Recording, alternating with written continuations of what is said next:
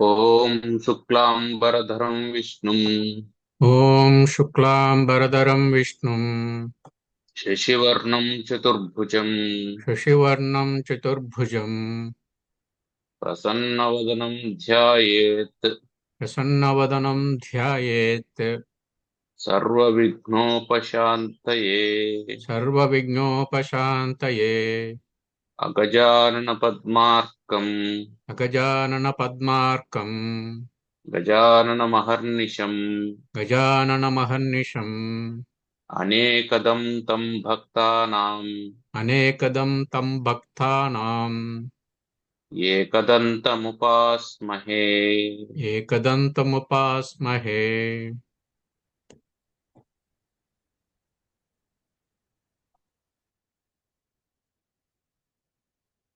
సమాజం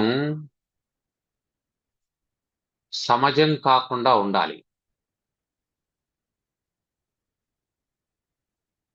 సమాజానికి సమాజానికి ఉన్న తేడా ఏమిటంటే, సమాజం అంటే జంతువుల సముదాయం.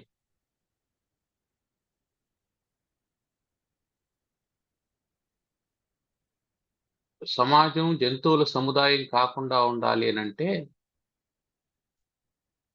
ప్రతి వ్యక్తి నైతిక విలువలు కలిగి ఉండాలి. నైతిక విలువలు కలిగి ఉన్నటువంటి వాడు నివసించేటువంటి సమాజం ఇతరులకి ఇబ్బంది కలగకుండా, తాను ఇబ్బంది పడకుండా ఆనందంగా నడుస్తూ ఉంటుంది. మరి ఆ నైతిక విలువల్ని ఎవరు బోధించాలి? తల్లిదండ్రులు బోధించాలి. ఆ తర్వాత గురువులు బోధించాలి. ఈ గురువులు పాఠశాలలో ఉన్న వాళ్ళు కావచ్చు, పాఠశాల బయట ఉన్నటువంటి వాళ్ళు కావచ్చు, ఎవరైనా కావచ్చు. కాబట్టి బడిలో ఉన్నటువంటి వాళ్ళే గురువులని కాదు. నీ స్థితిని ఉన్న స్థితి నుంచి ఉన్నత స్థితికి మార్చేవాడు ఎవడైనా నీకు గురువే. అది ఒక్క చిన్న సూచన కావచ్చు, చిన్న సలహా కావచ్చు, ఏదైనా కావచ్చు. నీ జీవన విధానాన్ని మార్చేటువంటిది ఏ ప్రబోధమైనా సరే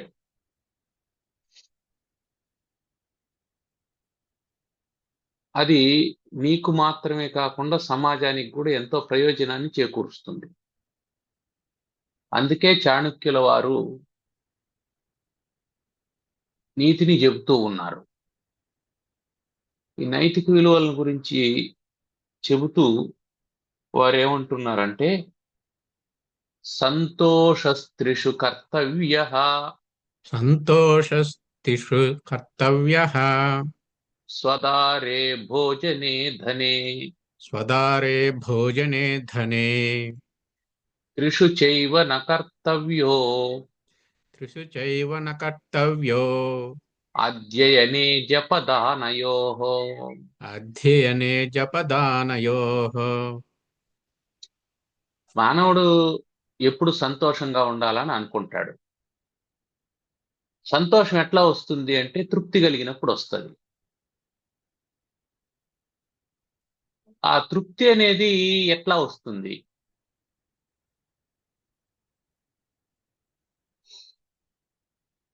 తృప్తి అనేది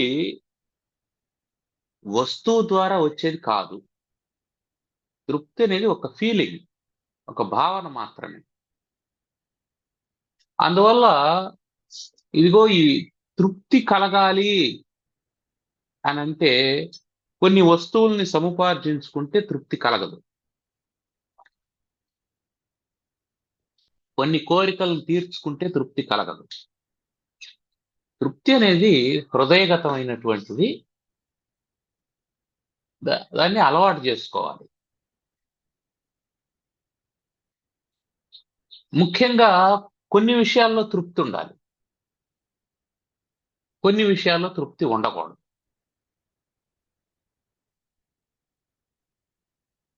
అనేది ఇప్పుడు చాణక్యుల వారు చెప్తున్నారు.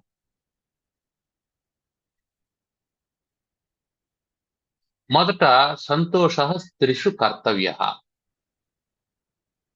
3 విషయాల్లో తృప్తిని పొంది సంతోషంగా ఉండాలి.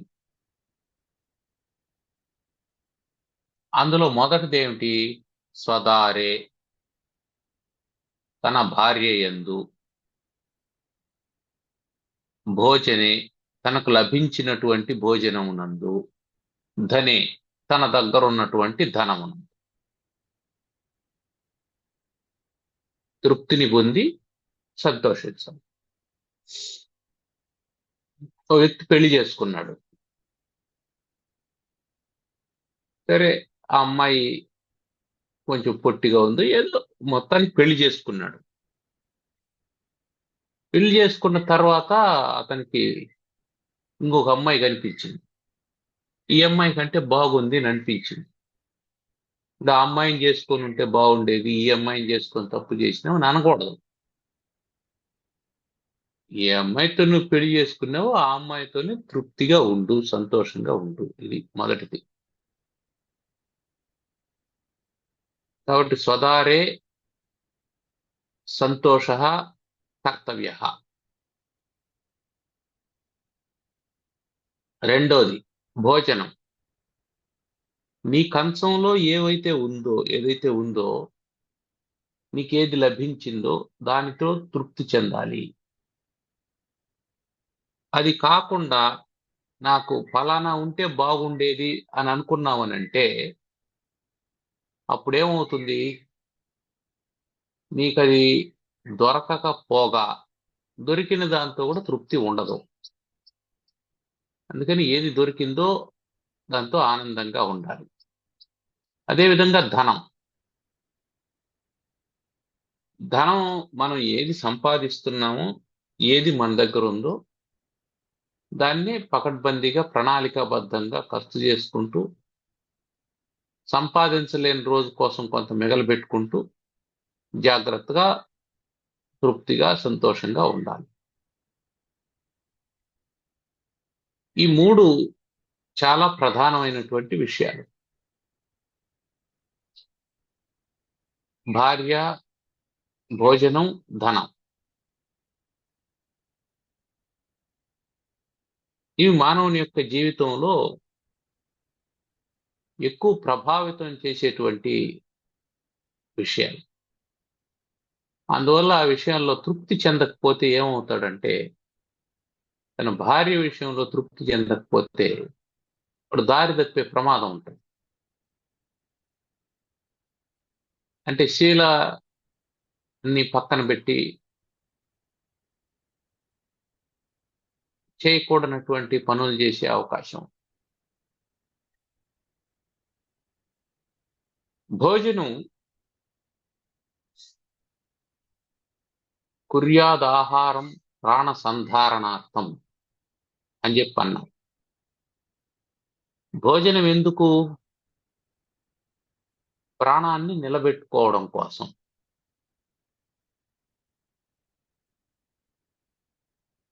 నీకు ఏ పని లేకపోతే నువ్వు తినేటువంటి భోజనం ప్రాణ సంధారణార్థం, ప్రాణాన్ని నిలబెట్టుకోవడం కోసం. నీకు ఏదైనా పని ఉంది అంటే ఆ పనికి ఎంత శక్తి అవసరమో అంత భోజనం తినడం. నువ్వు అదనంగా తింటున్నావంటే నువ్వు లోభివి అని అర్థం, లుబ్ధుడు అని అర్థం, దొంగవని అర్థం. వేరే వాళ్ళు తినాల్సిందని నువ్వు తినేస్తున్నావు.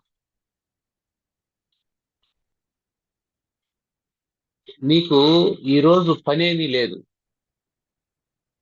నీరసంగా రాకుండా ఉండాలంటే 2 ఇడ్లీలు తింటే సరిపోతుంది.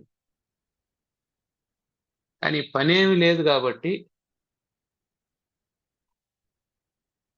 2 రకాల చట్నీలు చేసుకొని, సాంబార్ కూడా చేసుకొని,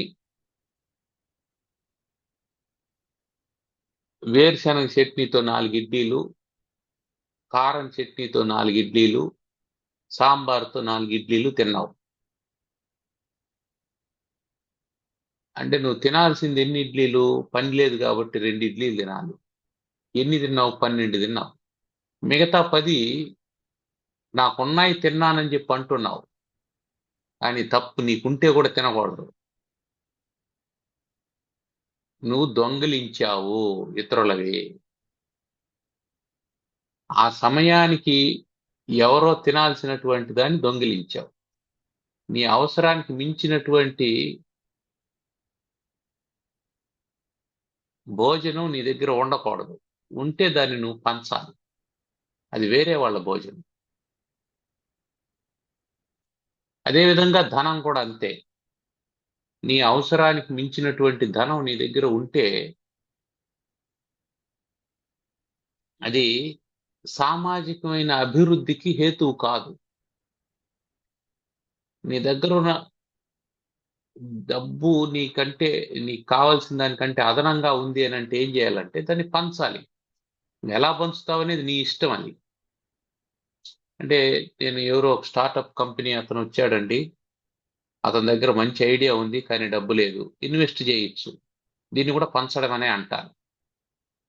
నువ్వు ఆ డబ్బుని నీ పెట్టెలో పెట్టుకొని దాచిపెట్టుకోవడం వల్ల అది నిష్ప్రయోజనం. లేదా ఇంకెవరో మంచి పని చేస్తున్నారు, ఎవరో అన్నదానం చేస్తున్నారు, దానికి కొంత డబ్బు ఇచ్చాను, వెరీ గుడ్, మంచిది. ఇంకెవరికో బట్టలు కొనిచ్చినాను, ఇంకెవరికో చెప్పులు కొనిచ్చినాను, ఇంకెవరికో గొడుగు కొనిచ్చాను, ఇంకెవరికో ఇంకేదో చేశాను, ఎవరో ఇబ్బంది పడుతూ ఉంటే వాళ్ళకి సాయం చేశాను. మొత్తానికి ఏమైంది? నీ దగ్గర ఉన్నటువంటి ధనం అది లోకంలోకి పంపిణీ జరిగిపోయింది. ధనం అనేది పంపిణీ జరగాలి. ధనం పంపిణీ జరగకుండా ఒకే చోట ఉంటే ఏమవుతుందంటే మిగిలిన వాళ్ళకి అందుబాటులో లేనటువంటి కారణం చేత సమాజం అస్తవ్యస్తం అవుతుంది. మిగతా వాళ్ళ అవసరాలు తీరవు. ఒక్కోసారి ఇది ఒక తీవ్రమైన పరిణామానికి కూడా దారి తీసే అవకాశం ఉంటుంది. ఏమా తీవ్రమైన పరిణామం అంటే లేనటువంటి వాడు ఉన్నవాడి మీద దోపిడీకి కూడా పాల్పడచ్చు, దాడి కూడా చేయొచ్చు. వాడి అవసరం అది. ఆ అవసరం తీరకపోతే వాడికి ఏం చేయాలనో అర్థం కాకుండా ప్యానిక్ అయిపోయి దాడికి కూడా పాల్పడచ్చు. అది కేవలం ధనాన్ని మాత్రమే పోగొట్టకుండా ప్రాణాన్ని కూడా పోగొట్టచ్చు. అందుకని ఏం చెప్తున్నాడంటే నీ దగ్గర ఏముందో దాంతో తృప్తి చెందు. నీ అవసరాల కంటే అదనంగా ఉంది. ఈ అవసరాలు అనేటువంటి జాగ్రత్తగా అండర్లైన్ చేసుకోవాలి ధనం విషయంలో. ఎందుకు అంటే మనం సంపాదించేటువంటి ధనం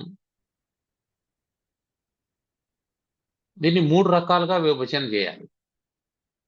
మనం సంపాదించేటువంటి ధనాన్ని దీంట్లో మొదటిది మన అవసరాలు. మన అవసరాలు అంటే మనము, మన కుటుంబము, స్నేహితులు ఇవన్నీ వస్తాయి. మన అవసరాలు. రెండవది, మొదటిది అవసరాలు అయిపోయింది. రెండవది సౌకర్యాలు. మూడవది విలాసాలు. ఇట్లా 3గా విభజన చేశాం ధనాన్ని. అవసరాలు, సౌకర్యాలు, విలాసాలు. ఇప్పుడు సాధారణంగా మనం దీంట్లో ఈ మూడింటిలో అవసరాల్ని వాయిదా వేయడానికి లేదు, వదిలేయడానికి లేదు. అవసరాలన్నింటినీ తీర్చుకోవాల్సిందే. అవసరాలను వదలకూడదు. రెండవది సౌకర్యాలు. సౌకర్యాలు అవసరాన్ని బట్టి కొంచెం వాయిదా కూడా వేసుకోవచ్చు. విలాసాలు వీలైనంత వరకు వీటిని వదిలేయడం మంచిది. అంటే లెస్ ప్రయారిటీ. విలాసాలకు తక్కువ ప్రయారిటీ ఇవ్వాలి, సౌకర్యాలకు రెండో ప్రయారిటీ ఇవ్వాలి, ప్రైమ్ ప్రయారిటీ వచ్చి అవసరాలకు ఉండాలి. ఈ అవసరాలు, సౌకర్యాలు, విలాసాలని మనం నిర్వచించుకోవాలి, డిఫైన్ చేసుకోవాలి. అవసరాలంటే ఏమిటి? అవసరాలు 2 రకాలుగా ఉంటాయి. ఒకటి వ్యక్తిగత అవసరాలు, రెండోది కుటుంబ అవసరాలు. ఈ రెండు ఉంటాయి. వ్యక్తిగత అవసరాలు, కుటుంబ అవసరాలు. వ్యక్తిగత అవసరాలు ఏమిటి? ప్రతి వ్యక్తికి భోజనం కావాలి, బట్టలు కావాలి, ఉండడానికి ఇల్లు కావాలి. అది సొంతం కావచ్చు, బాడుగ కావచ్చు, ఏదైనా సరే. సొంతం అయితే ఒకేసారి డబ్బులంతా పెట్టుబడి పెట్టి ఇల్లు తయారు చేసుకున్నాం, ఇది సొంతం ఇల్లు. బాడుగ అయితే ఏం చేస్తావు? ఆ డబ్బునే అప్పుడు నెల నెల కడతావు, అంతే. రెండూ ఒకటే, రెండూ ఒకటే. ఒకేసారి డబ్బు తీసుకొని వచ్చి ఇచ్చేస్తే అది సొంతం ఇల్లు. అదే డబ్బును అప్పుడు కొంచెం ఇచ్చినామంటే బాడుగ ఇల్లు, అంతే. షెల్టర్ ఒకటే. ఇది మనం గుర్తుపెట్టుకోవచ్చు. ఇది అవసరాలు, వ్యక్తిగతమైనటువంటి అవసరం. కుటుంబానికి ఏం అవసరాలు? ఎవరి కుటుంబం వాళ్ళది. భార్య, భర్త, ఇద్దరు పిల్లలు ఉన్నారా, ఒకరున్నారా, వాళ్ళతో పాటు వాళ్ళ తల్లిదండ్రులు కూడా ఉన్నారా, అన్నదమ్ములు, అక్క చెల్లెలు ఎవరైనా ఉన్నారా, వీళ్ళ చదువులు, వాళ్ళ ఆ పెళ్ళిళ్ళు, ఇవన్నీ అవసరాలు. వీటన్నిటితో పాటు ఎంతమంది ఉండారో కుటుంబంలో అందరి యొక్క ఆరోగ్య అవసరాలు. వీళ్ళకు హెల్త్‌కి సంబంధించి ఏమైనా ఇబ్బంది అయితే ఇన్సూరెన్స్ లాంటివి ఏర్పాటు చేసుకోవడం, లేదంటే దానికి ఒక కామన్ ఫండ్ ఒకటి పెట్టుకోవడం. ఇవి అవసరాలను తీర్చేటువంటి. ఇక ఈ అవసరాల్లో కూడా ఇవన్నీ వర్తమానానికి సంబంధించిన అవసరాలు. భవిష్యత్ అవసరాలు. ఉదాహరణకు మనకి ఇప్పుడు 50 ఏళ్ళు. మనం ఒక 75 ఏళ్ల వరకు బ్రతుకుతామని ఒక అంచనా వేసుకోవచ్చు, ఇబ్బంది లేదు. అనుకున్నాం. ఈ గ్యారంటీ కాదు, అనుకున్నాం. అనుకున్నప్పుడు అంటే ఇంకెంత ఉంది? 25 ఏళ్ళు ఉంది. ఈ 25 ఏళ్లకు ఎంత అవసరం అవుతుంది? మనం ఎన్నేళ్ల వరకు సంపాదించగలుగుతాం? ఒకవేళ ఇంకో 10 ఏళ్ల వరకు సంపాదించగలుగుతాం అని అనుకుంటే, ఇప్పటి వరకు ఆ 25 ఏళ్లకి ఏమైనా మిగలబెట్టామా దానికోసం? లేదనుకుంటే ఈ 10 ఏళ్లలో ఏమైనా తర్వాత 15 సంవత్సరాలకు మిగలబెడతామా? అప్పుడు మనకు కావాల్సినటువంటి అవసరాలేమిటి? ఆరోగ్యపరమైనటువంటి అవసరాలేమిటి? దానికి ఒక ఫండ్ ఉందా లేదా? ఇంతవరకు చూసుకోవాలి. ఇవన్నీ అవసరాలైపోయినాయి. ఇవన్నీ అయిన తర్వాత సౌకర్యాల్లోకి రావాలి. సౌకర్యాలు ఏర్పాటు చేసుకోవడం. ఉదాహరణకి మన ఇంట్లో వాష్‌రూమ్‌లో కమోడ్. అది ఇండియన్ స్టైల్ ఉంది అని అనుకుందాం. ఇంక వయసు అయిపోతుంది, మోకాలు నొప్పులొస్తాయి. మనం కింద కూర్చొని పైకి లేయలేము. అందువల్ల దాన్ని వెస్టర్న్ స్టైల్‌లోకి మార్చాలి. ఇది విలాసం కాదు. ఆ వయసు పెరిగే కొద్దీ వచ్చేటువంటి శరీరంలో మార్పు కావాల్సినటువంటి సౌకర్యం. దాన్ని మాడిఫై చేసుకోవాలి. ఇదివరకు కింద పడుకునేవాళ్ళం, లేచేవాళ్ళం. ఇప్పుడు కింద పడుకుంటే లేవలేకుండా పోతున్నాం. ఇప్పుడు మంచం కావాలి. అంతకుముందు కింద పీటేసుకొని కూర్చొని భోంచేసేవాళ్ళం. ఇప్పుడు కింద కూర్చొని భోంచేయలేకుండా పోతున్నాం. ఇప్పుడు ఓ చిన్న టేబుల్ మేట్ లాంటిదో ఏదో ఒక డైనింగ్ టేబుల్ ఉండడం.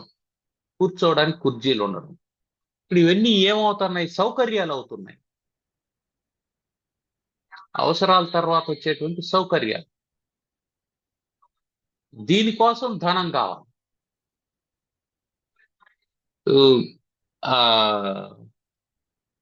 వేసవి కాలం కోసం ఒక ఫ్యాన్ పెట్టుకున్నాం, సౌకర్యం ఇది.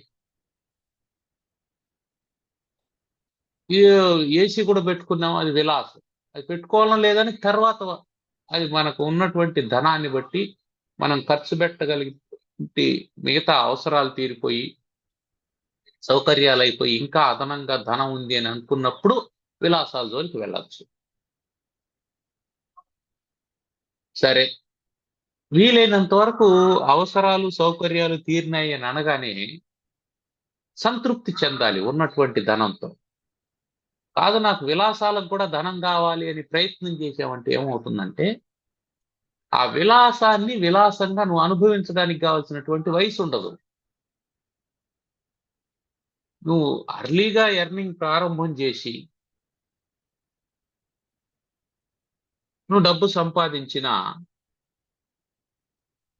నీకు మళ్ళీ ఆ ఆలోచన ఉండకపోవచ్చు.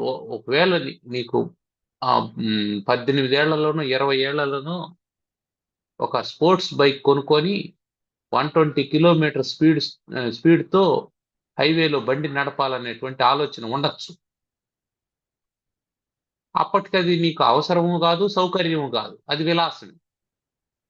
కానీ అది తీరనటువంటి కోరిక. కానీ నీకు 50 ఏళ్ళు వచ్చేటప్పటికి నీకు ఆ బండి కొనుక్కునేటువంటి స్తోమత వచ్చింది. ఇప్పుడు కూడా నీ ఆలోచన అట్లే ఉంటుందా? నీ ఆలోచన ఉండదు. ఇప్పుడు ఏమంటావు? ఎందుకు అనవసరం కదా దాని మీద అంత పెట్టుబడి పెట్టడం అనేటువంటి ఆలోచన వచ్చేస్తుంది. నీ ఆలోచన విధానం మారిపోతుంది. కాబట్టి నువ్వు సంపాదించిన తర్వాత నీ విలాసాలు చూసుకుందామనంటే ఆ విలాసాలు ఆ రోజు నాటికి అవసరాలుగా, ఆ విలాసాలు ఆ రోజు నాటికి నీకు అవసరం లేదని అనిపించవచ్చు. కాబట్టి ధనం అనేది మన ఆలోచన విధానాన్ని కూడా మారుస్తూ ఉంటుంది. అందుకని ముందు అవసరాలను పూర్తి చేసుకోవాలి, ఆ తర్వాత సౌకర్యాలు కల్పించుకోవాలి,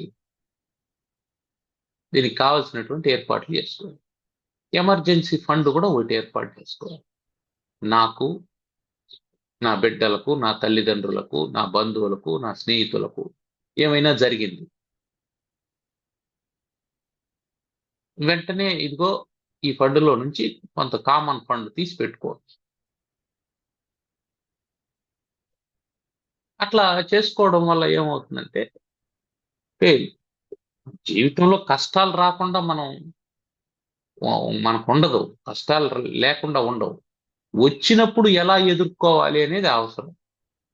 రోగం వచ్చింది, రోగంతో బాధపడుతూ ఉంటాం, అప్పుడు డబ్బు లేదనుకుందాం, దానికోసం కూడా బాధపడాలి. రోగం వచ్చింది, డబ్బు ఉంది, ఇప్పుడు రోగం ఒక బాధే, డబ్బుతో బాధలేదు. రోగం వచ్చింది, ఎవరినో అప్పు అడిగాం, వాడు డబ్బులు పెట్టుకొని కూడా ఇవ్వనన్నాడు. ఇప్పుడు మనకు డబ్బు లేదని బాధ, వాడు ఇవ్వనన్నాడనే బాధ, ఇది అవమానం అనుకుంటాం. ఈ బాధ రోగాన్ని పెంచుతుందో తగ్గిస్తుందా? రోగాన్ని ఇంకొంచెం పెంచుతుంది. అదే నీకు డబ్బు ఉందనుకో, రోగం వచ్చింది, ధైర్యం ఉంటుంది. ఈ హాస్పిటల్ కాకపోతే ఇంకొక హాస్పిటల్ పోతాం, ఇంకొక హాస్పిటల్ పోతాం, మంచి ఎక్స్పర్ట్ చూపిస్తాం, బాగు చేసుకుంటాం అనేటువంటి ధైర్యం వస్తుంది. ఆ ధైర్యం నిన్ను మానసికంగా స్టెబాన్ చేస్తుంది, స్ట్రెంగ్తన్ చేస్తుంది. కాబట్టి ధనం అనేటువంటి విషయంలో జాగ్రత్తగా ఉండాలి. ఈ ధనమే భోజనాన్ని ప్రభావితం చేస్తుంది, స్వదారను అంటే భార్యను కూడా ప్రభావితం చేస్తుంది.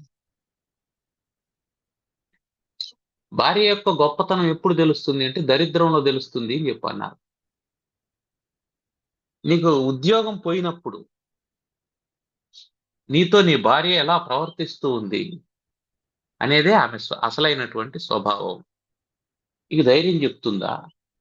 ఎందుకులే ఏదో ఒకటి చేసుకున్నాం, పోతే పోయిందిలే ధైర్యంగా ఉండు అంటుందా? లేదా నీ శాతకాంతనం వల్ల ఉద్యోగం పోగొట్టుకున్నావు, నా అనవసరంగా నిన్ను కట్టుకున్నాను, నా రాత ఎట్టేడ్చింది అని రోజు నిన్ను హింసించడం మొదలు పెడుతుందా? ఇది ప్రధానమైనటువంటి విషయం. కాబట్టి భోజనానికి, భార్యకు, ధనానికి అవినాభావ సంబంధం ఉంటుంది. ధనం ప్రధానమైనటువంటిది, కానీ అది ధనం ప్రధానమైనటువంటిదే, కానీ దానికి ఇచ్చేటువంటి ప్రాధాన్యతను మనం దేని తర్వాత ఇవ్వాలి అనేది గుర్తుపెట్టుకోవాలి. ధనం ప్రధానమైనటువంటిది అని గుర్తుపెట్టుకొని ధనం సంపాదనలో పడి భోజనాన్ని విస్మరించకూడదు. ధన సంపాదనలో పడి భార్యను విస్మరించకూడదు. కుటుంబ సంబంధాలను విస్మరించకూడదు. వాటన్నింటినీ సమన్వయపరుచుకుంటూనే ఇవన్నీ చేస్తూ రావాలి అని చెప్పి అన్నాడు. కాబట్టి భార్య, భోజనం, ధనం ఈ మూడింట్లో మనిషి తృప్తి చెందాలి. ఉన్నదాంతో తృప్తి చెందాలి. ఎంత ఉండాలి అనే దాని గురించి మనం చెప్పుకున్నాం. భోజనం ఎంత ఉండాలి, ధనం ఎంత ఉండాలి అని చెప్పుకున్నాం. భార్య ఎట్లున్నా తృప్తి చెందాల్సిందే. మనమే నా భార్య ఇంకో 2 ఇంచులు పొడవుగా ఉంటే బాగుండు అనుకునే ఉన్నాం. ఆమె సాగదీసేది ఏమీ లేదు. లేదు నా భార్య ఇంకొంచెం తెల్లగా ఉండాలి అని అనుకుని మనం కలర్ పూసేది ఏమీ లేదు. కాబట్టి పెళ్లి చేసుకుంటే భార్య అంతే తృప్తి చెంది. ఇంకెవరో అందంగా కనిపించినారంటే కూడా ఆలోచన చేయాల్సిన అవసరం లేదు. ఈ 3 విషయాల్లో సంతోషంగా ఉండాలి అని. కానీ ఎప్పుడూ అసంతృప్తి ఉండాల్సినటువంటి విషయాలు 3 ఉన్నాయని చెప్పాను. తృప్తి చెందకూడదు, సాటిస్ఫై కాకూడదు. ఏవవి? నెంబర్ 1 అధ్యయనే, చదువుకోవడం. దీంట్లో తృప్తి చెందకూడదు, చదువుతా ఉండు నిరంతరం. రెండోది జపం, జపం చేయడంలో ఈరోజు నేను 108 జపం చేసేసినాను ఇంకా చాలు అనాల్సిన అవసరం లేదు. చెయ్యి, అవకాశం ఉంటే ఇంకొక 108, ఇంకొక 108, ఇంకొక 108. ఎప్పుడు అవకాశం ఉంటే అప్పుడు చేస్తూ ఉండు. మూడోది దానం. దానం చేయడంలో కూడా తృప్తి ఉండకూడదు. ఇది జాగ్రత్తగా చేసుకోవాలి. దానం దానం అనేది ఎంత గొప్పదో అంత ప్రమాదకరమైంది కూడా.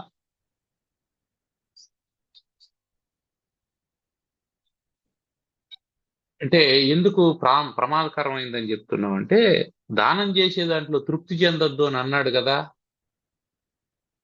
అందువల్ల రంతిదేవుడు దానం చేసినట్టు నేను అన్ని ఇచ్చేస్తాను, చివరికి మంచినీళ్ళు కూడా ఇచ్చేస్తాను అని అనడానికి వీలు లేదు. నువ్వు దానం ఎంత చేయాలనుకుంటున్నావో దానికి నియతి ఉండాలి, నిర్ణయం ఉండాలి. నేను సంవత్సరానికి నా ఆదాయం 12 లక్షలు, దీంట్లో 2 లక్షలు ట్యాక్స్ పోతుంది, నాకు 10 లక్షలు మిగులుతుంది. ఈ 10 లక్షలు నా అవసరాలకింత, నా సౌకర్యాలకింత. అవసరాలు అప్పటి అవసరాలు, భవిష్యత్తు అవసరాలు రెండింటినీ జాగ్రత్త చేసుకోవాలి. సౌకర్యాలు ఇప్పటికున్న సౌకర్యాలు, తర్వాత ఉండాల్సినటువంటి సౌకర్యాలు. వీటినన్నిటినీ క్యాలిక్యులేట్ చేసుకున్న తర్వాత ఇదిగో నాకు ఇంత అదనంగా మిగులుతూ ఉంది, దీంట్లో నేను ఇంత దానం చేస్తాను. దీంట్లో ఇప్పుడు 10 లక్షలు ఉంది, 10 లక్షల్లో నా కుటుంబ అవసరాలు దీనికంతా 6 లక్షలు అవుతాయి. ఇంకో 4 లక్షలు మిగిలాయి, నా తల్లిదండ్రులు ఉండారు, వాళ్ళకి ఇంత కావాలి, ఇచ్చేసాము. నా పిల్లలకు ఇంత అయిపోయింది, ఇగో నాకు 1 లక్ష మిగులుతుందండి. ఈ 1 లక్ష నేను దానం చేస్తాను సంవత్సరానికి. ఎవరికి దానం చేయాలి, ఎందుకు చేయాలి, ఎలాంటి వాడికి దానం చేయాలి? సముద్రంలో కుంభవృష్టి కురవడం వల్ల పెద్ద లాభమేమి ఉండదు. వర్షం తర్వాత దాని ఇదేమి పెరగదు, నీటి మట్టమేమి పెరగదు.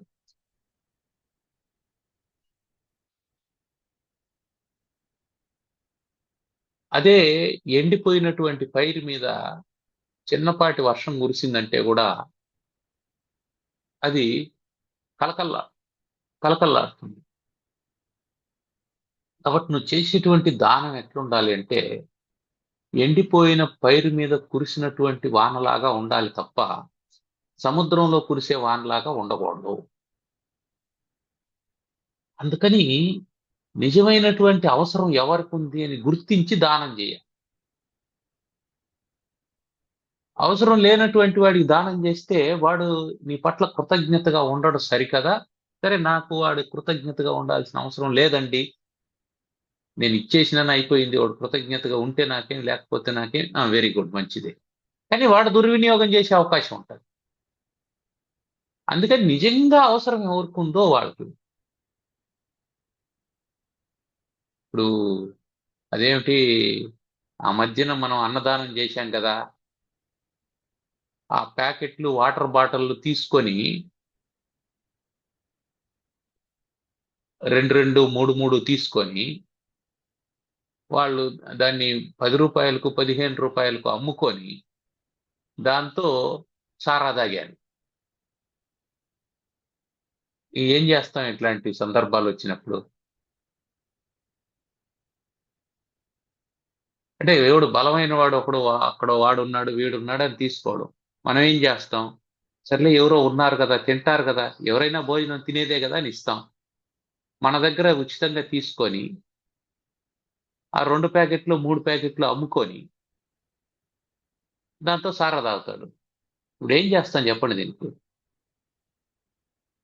కాబట్టి దానం అనేది ప్రమాదం అని ఎందుకు అన్నానంటే ఇందుకే అన్నా.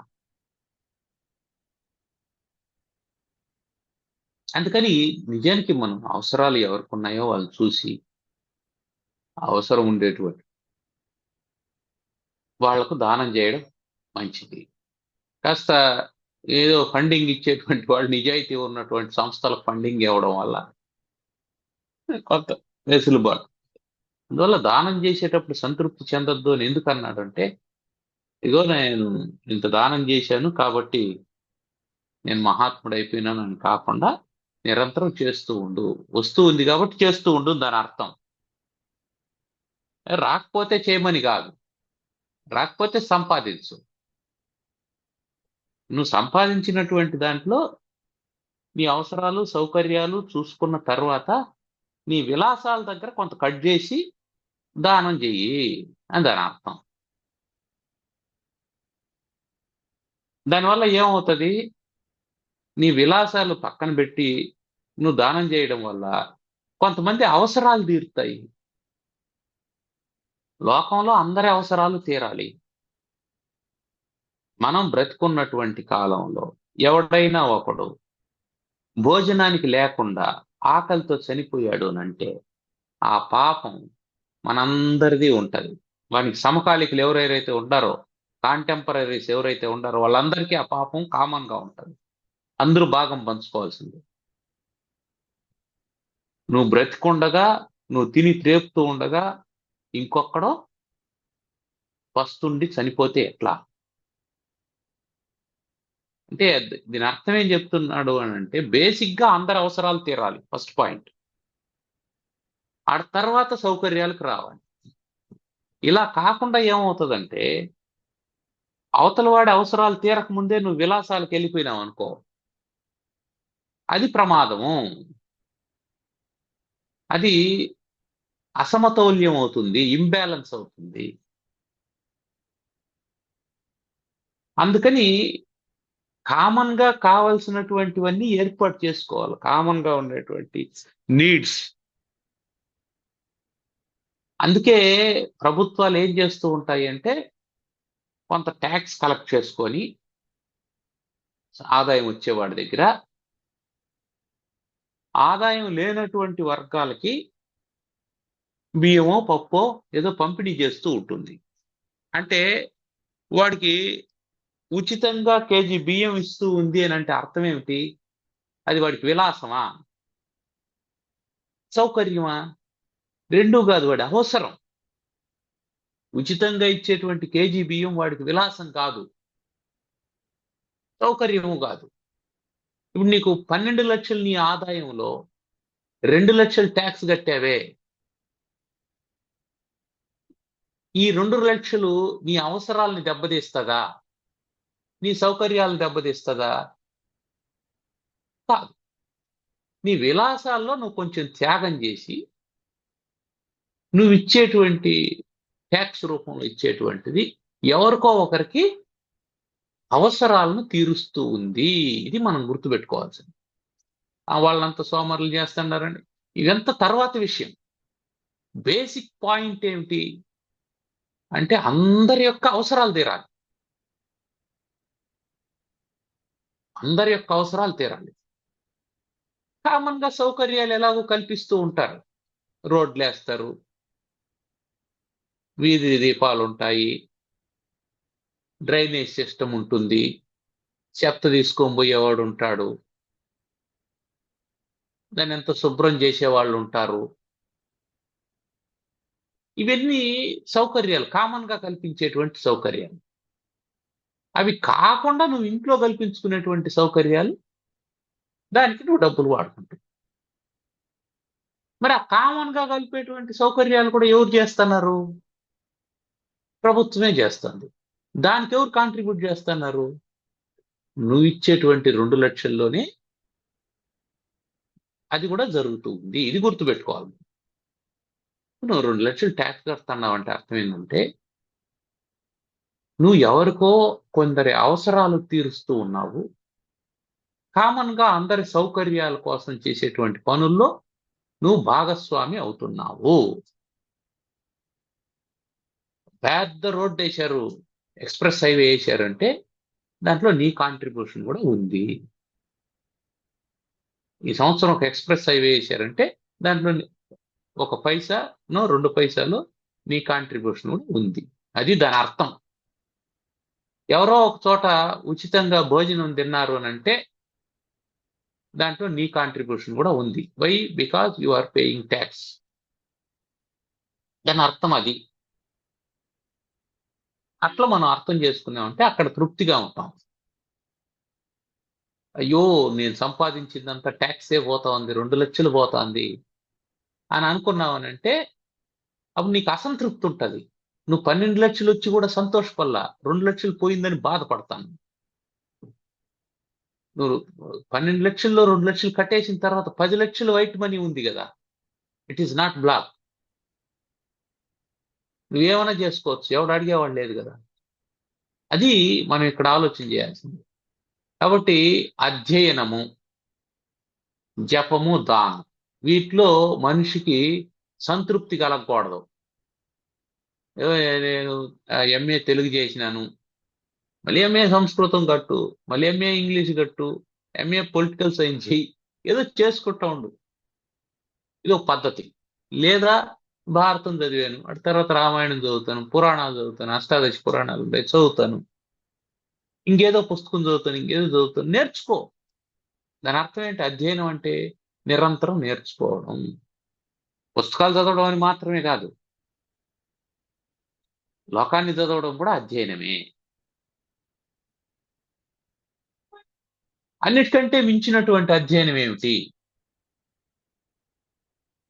వాడిని వాడు చదువుకోవడం, ఎవరిని వాడు చదువుకోవడం అన్నిటికంటే మించినటువంటి అధ్యయనం.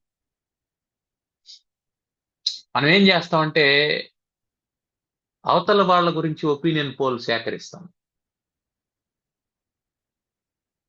అవతల వాళ్ళ గురించి అధ్యయనం చేస్తాం, సముద్రంలో ఉండేటువంటి స్టార్ ఫిష్ గురించి అధ్యయనం చేస్తాం, ఆకాశంలో ఎగిరేటువంటి పక్షి గురించి అధ్యయనం చేస్తాం, అడవిలో ఉండేటువంటి పులి గురించి అధ్యయనం చేస్తాం. నీలో ఉన్న నీ గురించి నువ్వు అధ్యయనం చేయవు. శ్రేష్టమైనటువంటి అధ్యయనం ఏమిటంటే నీలో ఉన్న నిన్ను నువ్వు తెలుసుకునే ప్రయత్నం చేయడం.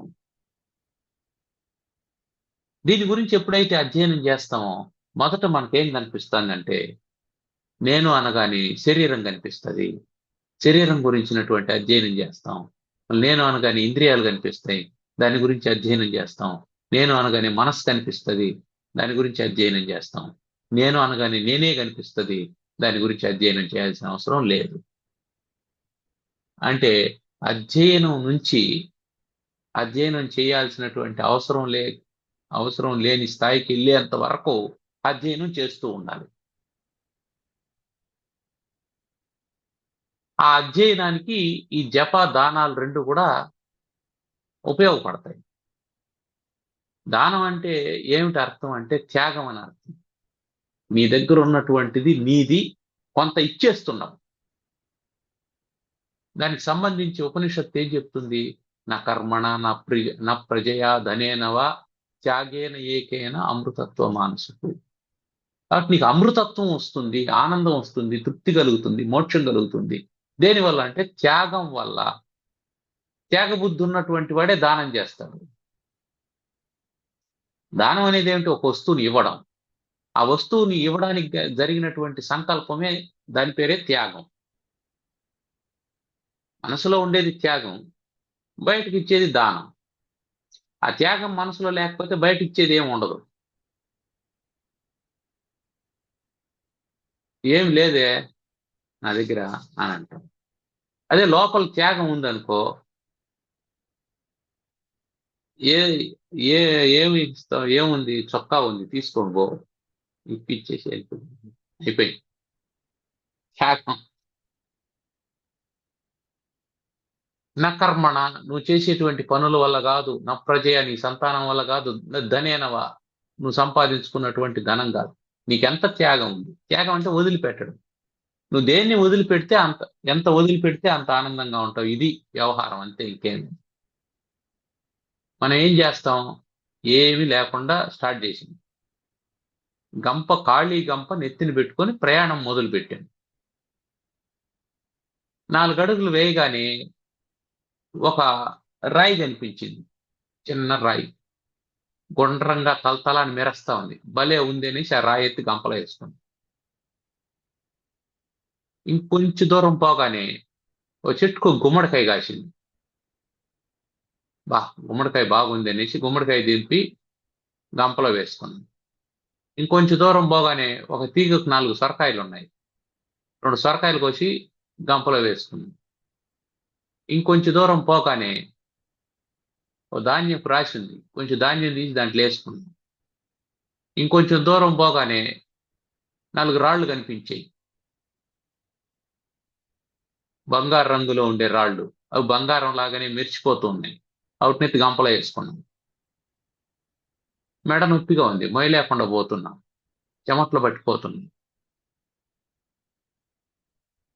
కష్టంగా ఉంది మోయడానికి. ఎదురుగా ఒకడు వచ్చాడు. వాడిని అడిగావు, ఎట్లా ఈ భరించేది అనేసి. వాడేం చెప్తాడు? కాసేపు దాన్ని దించి పక్కన పెట్టేసి రిలాక్స్ అయ్యి మళ్ళీ ఎత్తుకొని పోను. సరే, పక్కన పెట్టాడు, రిలాక్స్ అయ్యాడు, మళ్ళీ ఎత్తుకున్నాడు. మళ్ళీ బరువే కదా, మళ్ళీ బరువే. ఇప్పుడు ఏం చేసినాడు? ఇంకొకడు వచ్చాడు. వాడేం చెప్తాడు? ఏం చెప్పినాడంటే, నాయనా, గంపలో ఉండేటువంటి వస్తువులను ఒకసారి చూసుకో. దాంట్లో నీ అవసరాలు ఏమిటి, నీ సౌకర్యాలు ఏమిటి, విలాసాలు ఏమిటో చూడు. ఫస్ట్ విలాసాలను తీసి పక్కన పడాయి.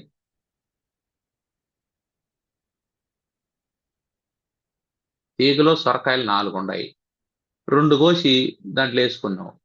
ఈ పూటకి 2 వండుకొని తింటావు లేదు కదా. ఓ సొరకాయ తీగలో ఉంటే తీగే మోస్తుంది సొరకాయని, నువ్వు మోసే పని లేదు కదా. నువ్వు తెంచి గంపలో వేసుకున్నావు, దాన్ని వేసుకున్నావు. నీకు 4 రాళ్లు కనిపించాయి. ఆ రాళ్ళతో నీకు పనే ఉంది, అందంగా ఉందని చెత్తేసుకున్నావు. తీసేవాటిని. అటు గంపలో ఉండేటి నువ్వు తీసి కిందికి వేస్తూ ఉంటే నీకు తేలికైపోతుంది. దానం అనేది అట్లాంటిది. తెలిసో తెలియకుండానో వేసుకున్నాం గంపలోకి. ఇప్పుడు ఇచ్చేస్తూ వెళ్ళు. ఇచ్చేస్తూ వెళ్తే తేలికవుతుంది. ఎంత ఇవ్వగలిగితే అంత తేలికవుతుంది. మొత్తం ఇచ్చేసావా, హ్యాపీ, బరువే లేదు. అది దానం యొక్క గొప్పతనం. అందుకని అధ్యయనము, జపము, దానము, ఈ 3 విషయాల్లో మనిషి తృప్తిని పొందకూడదు. భార్య, భోజనము, ధనము, ఈ 3 విషయాల్లో ఉన్నదాంతో తృప్తిగా ఉండాలి అని చెప్పాను. ఇవి చాలా ప్రధానమైనటువంటివి. ఇవి సమాజాన్ని శాసించేటువంటివి. అన్ని క్రైమ్స్ కి ఇందులోనే కారణం ఉంటది. స్వదార, భోజనం, ధనం, దీంతో అందరూ సెట్ అయినారనుకున్నాం. No crime. అది సెట్ కాకపోవడం వల్లనే నేర ప్రవృత్తి మొదలవుతుంది. అందుకని చాణక్యుని యొక్క ఉద్దేశం ఏమిటి? సమాజం ఆనందంగా ఉండాలి, నేర ప్రవృత్తి ఉండకూడదు అని అంటే ఫస్ట్ ఈ 3 విషయాలు చెక్ చేసుకోండి అని చెప్తున్నాడు. ఇక అధ్యయనం చేసేటువంటి వాడు ఏది మంచి ఏది చెడు అని తెలుసుకుంటాడు. జపం చేసేటువంటి వాడికి మనసు నిగ్రహం ఉంటుంది, ఆవేశం రాదు. మనోనిగ్రహం ఉంటుంది. దానం చేసేటువంటి వాడికి లోభం ఉండదు, గ్రీడీనెస్ ఉండదు, అవతల వాడిది కూడా నాకే కావాలనేటువంటి కోరిక ఉండదు. ఎందుకు వీడిదే అవతల వాడికి ఇచ్చేస్తాడేటప్పుడు అవతల వాడిది వీడెందుకు అడుగుతాడు? అవతల వాడిని నాకు అనుకోవడం కదా నేర ప్రవృత్తి. నీది కాంది నీకు కావాలనుకోవడం నేర ప్రవృత్తి. నీదే అవతలకు వాడికి ఇచ్చేయడం నేర ప్రవృత్తి ఎట్లవుతుంది? కాబట్టి ఈ మూడు నేర ప్రవృత్తిని పోగొట్టేటువంటివి, పై మూడు నేర ప్రవృత్తిని కల్పించేటువంటివి. అందుకని సమాజం ప్రశాంతంగా ఉండాలంటే మనుషులు నేర ప్రవృత్తి పోవాలి. నేర ప్రవృత్తి పోవడం అంటే అర్థం ఏమిటి? ఉన్న ధనంతో సంతోషించడం ఫస్ట్ పాయింట్, ఉన్న భోజనంతో సంతోషించడం, తన భార్యతో తాను ఆనందించడం. ఈ మూడు ఉంటే మనిషిలో నేర ప్రవృత్తి జరగదు. ఈ మూడు ఉండాలంటే రెండో మూడు జరుగుతూ ఉండాలి, నిరంతరం అధ్యయనం జరుగుతూ ఉండాలి. అధ్యయనం వల్ల ఏం చెప్తుంది?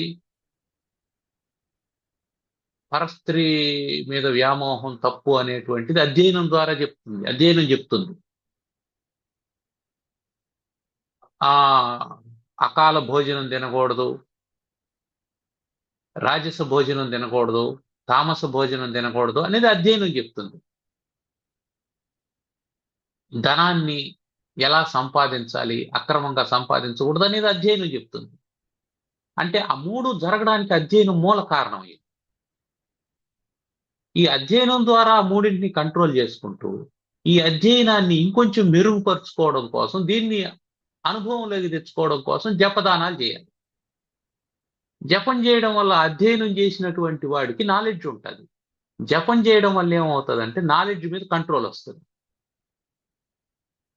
నీకు నాలెడ్జ్ మీద కంట్రోల్ లేకపోతే సమాజం నాశనం అయిపోతుంది.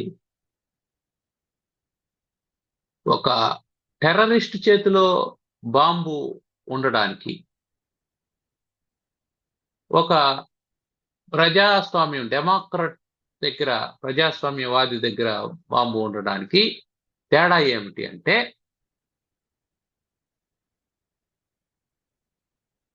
ఇద్దరి దగ్గర నాలెడ్జ్ ఉంది,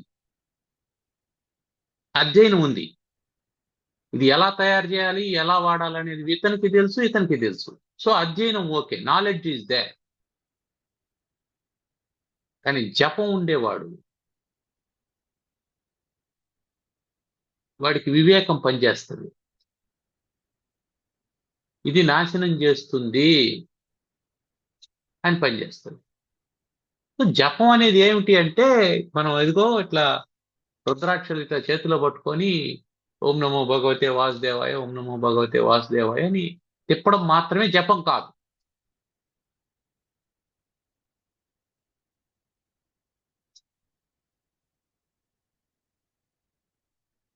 అది కాదు జపం. జపం అనేది మనస్సుని నిగ్రహించడం కోసం. అందువల్ల అధ్యయనం వల్ల వచ్చినటువంటి జ్ఞానం పెడదారి పట్టకుండా ఉండాలంటే జపం ఉండాలి. ఓ మంచి సైంటిస్టు, అతనికి వివేకం లేదనుకోండి, సమాజాన్ని నాశనం చేసేటువంటి వస్తువులు తయారు చేస్తాడు.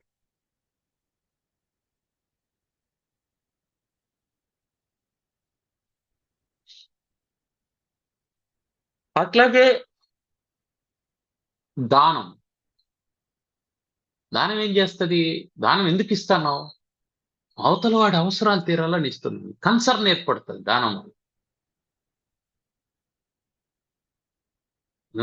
నేను గొప్ప దాతను అనిపించుకోవాలని ఇచ్చినా సరే ఎవడికి ఇస్తావు? లేని వాడికి ఇస్తావు. వానికి ఇస్తున్నావు అంటే నీలో కన్సర్న్ ఏర్పడుతుంది అని అర్థం. నీలో సహానుభూతి కలుగుతూ ఉంది, ఎంపతి కలుగుతూ ఉంది. అయ్యో అతడికి దుప్పట్లేదే, చలికాలం వచ్చింది, బయట పడుకొని ఉన్నాడు, ఇల్లు కూడా లేదు కదా, అతను ఎలా పాపం అని అనుకో నువ్వు దుప్పటి కొనిస్తావు. అంటే అతనికి ఏం ఏర్పాటు చేస్తుంది? నువ్వు అవసరాన్ని తీరుస్తుంది. ఇంకో వర్షాకాలం వస్తుంది, లేదా ఎండాకాలం వస్తుంది. ఎండాకాలం వస్తుంది, అన్ని చోట్ల చెట్లు లేవు. ఎక్కడో రోడ్డు పక్కన భిక్షాటం చేసుకునేటువంటి వ్యక్తి ఎండలో కూర్చొని భిక్షాటం చేసుకుంటుంటాడు. ఓ 10 గొడుగులు పంచు, ఏమవుతుంది? ఎండకు ఉపయోగపడుతుంది, వానకు ఉపయోగపడుతుంది. వెళ్ళగలిగితే నీడకు పోతాడు, అవి నీ గొడుగు పక్కన ఉంటుంది. వెళ్ళలేకపోతే ఎండలో పట్టుకుంటాడు, వర్షంలో తడవకుండా ఉంటాడు, ప్రయోజనం ఉంటుంది. ఇప్పుడు నువ్వేం చేసేసావని వాళ్ళకి ఏమైనా ఓ డబుల్ బెడ్రూమ్ ఇల్లు కట్టించి మంచం పెట్టేసి దాని మీద పరుపేసి పైన ఫ్యాన్ వేసి ఇంత ఏమైనా చేసావా? ఏం లేదు, చిన్న అవసరం తీర్చావు అంతే. ఇది అవతల వాడి యొక్క అవసరాన్ని గుర్తించడం, అవతల వాడి కష్టాన్ని మనం గుర్తించి దానికి ఏదో చేయగలగడం, ఇవి చేయడం అనేది చాలా ముఖ్యము. అందువల్ల దానం అనేది కూడా మనసుకు సంబంధించింది. త్యాగబుద్ధి మనసులో కదా పుడుతుంది. ఈ జపం చేసేటువంటి వాడు చేసే దానానికి, జపం చేయకుండా ఉండేవాడు చేసే దానానికి తేడా ఏమిటి అంటే అహంకారంలో తేడా ఉంటుంది. జపం చేసేటువంటి వాడు ఇది నాకు భగవంతుడు ఇచ్చినటువంటి అవకాశం అనుకొని చేస్తాడు. జపం చేయనటువంటి వాడు నేను ధనవంతుణ్ణి కాబట్టి, వాడు దిక్కు లేనోడు కాబట్టి, వాడికి గతి లేనోడు కాబట్టి వాడికి ఇస్తానని అనుకుంటాడు. రెండూ ఇచ్చేటువంటివే కానీ మీ భావన మారిపోయింది. భగవంతుడు నాకు ఈ అవకాశం ఇచ్చాడు అని అనుకున్నప్పుడు నీకు కలిగేటువంటి తృప్తికి, నేను వాడికి ఇస్తున్నాను అని అన్నప్పుడు కలిగేటువంటి తృప్తికి తేడా ఉంటుంది. ఎందుకంటే అహంకారం అనేది డస్టు. అది దేంట్లో కలిసినా అది కల్మషమే కానీ అది యోగ్యమైనటువంటిది కాదు. మంచి పంచభక్ష పరమాన్నాలు తింటూ ఉన్నాం, లేదా మంచి కాఫీ పెట్టి ఇచ్చారు, కాఫీ తీసుకొని వచ్చి ఆడ పెట్టారు కాఫీ కప్పు, అందులో ఒక ఈగ పడింది, ఇదేం చేస్తాం? అట్లాంటిదే అహంకారం కూడా. ఎంత మంచి కాఫీ అయినా అందులో ఈగ పడితే దాన్ని ఎట్లా తాగలేము. అట్లాగే నువ్వు ఎంత గొప్ప దాత అయినా నేను చేస్తున్నాననేటువంటి అహంకారం అందులో మిళితమైందంటే అది తృప్తినివ్వదు. అవతల వాడి అవసరం తీరుతుంది కానీ ప్రయోజనం నెరవేరదు. అందుకని అధ్యయనం చేసినటువంటి వాడికి అహంకారం పెరగకుండా ఉండాలి, దానం చేసినటువంటి వాడికి అహంకారం పెరగకుండా ఉండాలి. ఈ రెండు జరగాలంటే మధ్యలో జపం ఉండాలి. నీకు అధ్యయనం అనేది ఏమవుతుంది? జ్ఞానాన్ని ఇస్తుంది. ఆ జ్ఞానం నీకు ధనంగా మారుతుంది. నీకున్నటువంటి జ్ఞానము, నీకున్నటువంటి ధనము రెండు కలిసినాయంటే నిన్ను అహంకారిని చేస్తాయి. అందువల్ల ఏం చేయాలంటే ఎప్పుడు అధ్యయనం మొదలైందో అప్పుడే జపం మొదలు కావాలి, ఎప్పుడు ధనం వచ్చిందో అప్పుడే జపం మొదలు కావాలి. ఆ జపం ఏమిటి అంటే ఇదంతా నేను యోగ్యుడని భగవంతుడు భావించి నన్ను ఈ ఉద్యోగంలో పెట్టుకొని నా చేత సమాజానికి ఇదంతా ఇప్పిస్తున్నాడు. ఇది భావన. ఆ యోగ్యతను నేను నిలబెట్టుకోవాలి. ఇది జపం. ఏ యోగ్యతను నిలబెట్టుకోవాలి? జ్ఞానాన్ని పొందేటువంటి యోగ్యతను నిలబెట్టుకోవాలి, ధనాన్ని పొందేటువంటి యోగ్యతను నిలబెట్టుకోవాలి. నాకు ఆ యోగ్యత నీవు భగవంతుడా అని చేసేదే జపం. ఇది మనం గుర్తుపెట్టుకోవాల్సింది. కాబట్టి సమాజం నేర ప్రవృత్తి లేకుండా ఉండాలి అంటే అధ్యయనం జరగాలి. ఫస్ట్ ఆఫ్ ఆల్ లిటరసీ, అందరూ చదువుకోవాలి అని చెప్తున్నాడు. ఆ తర్వాత ఆ చదువు ఇచ్చినటువంటి దీనికి కృతజ్ఞతను ప్రకటించాలి, అది జపం. ఆ తర్వాత నువ్వు నేర్చుకున్నటువంటి దానం చేయాలి. ఇప్పుడు దానం అంటే చాలా మంది ఏమనుకుంటారంటే డబ్బులు ఇస్తేనే దానం, ఆస్తులు రాసిస్తేనే దానం అని అనుకుంటారు. జ్ఞానాన్ని పంచడం కూడా దానమే. నిజానికి అది ముఖ్యమైనటువంటి దానం కూడా. నీ సమయాన్ని కొంత వెచ్చించి అవతల వాడి కోసం కొంత చెబుతావే, అది సరైనటువంటి దానము. ఈ ఇవి చాలా ఉదారమైనటువంటి విషయాలు కాబట్టి మనకు ఒక్కదాంతోనే అయిపోతుంది. సరే, ఇందులో ఏమైనా ప్రశ్నలు ఉన్నాయా?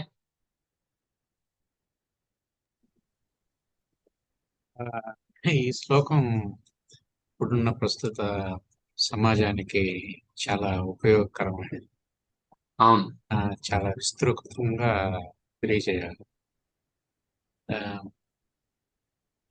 జపము అంటే ధ్యానం కూడా అనే అనే ఆ కోవలోకే అన్ని అన్ని కోవలోకే అన్ని వస్తుంది.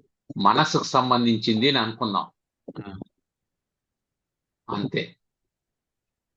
యోగాసనాలు వేసినా, ధ్యానం చేసినా, తీర్థయాత్రలు చేసినా, ఏమన్నా ఆ జపం అనేటువంటి పదం ద్వారా చెప్పాలనుకున్నది ఇది. అదే తీర్థయాత్రలు చేసిన తనకు తాను తెలుసుకోవడానికి చేస్తున్నాను అని అనుకుంటే విలాసం కింద రాదు. అది రాదు. నువ్వు ఇంకొకరు అవసరాలు తీర్చడానికి వెళ్తున్నావు, అంతే, ఇంకేం లేదు.